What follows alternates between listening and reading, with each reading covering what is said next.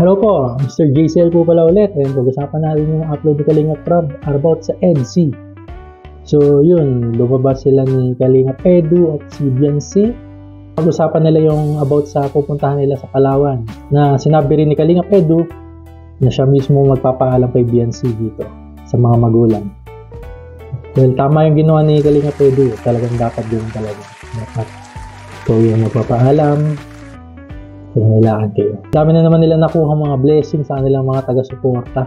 Sabi nga dito ni Kalingap Edu na wala nang mapaglagyan sa bahay nila Biancy ang mga binibigay ng mga supporter nila.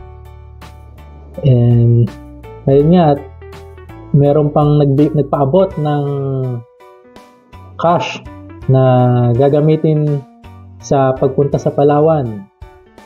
Parang gagawin yung pero na yung allowance niya na gagamitin dun sa Palawan. So grabe rin mga supporter ng tambalan nito. Talagang todo support talaga sila. And yun nga, tuloy na raw po talaga na malaking bahay yung papagawa kay Biancy, talagang second floor. So ayon na rin to kay Kalingap Prab, kakausapin niya nga raw si Supermac. And ayun na nga, dumating na sa magpapaalam si Kalingap Edu. And medyo kinakabahan yata si Kalingap Edu dito nung pagpapaalam niya si Biancy about sa pagpunta sa Palawan. And yun, nasabi naman ni Kalingap Edu at alam na rin naman pala ng magulang ni Biancy. Payag naman ito dahil may tiwala naman siya kay Kalingap Edu.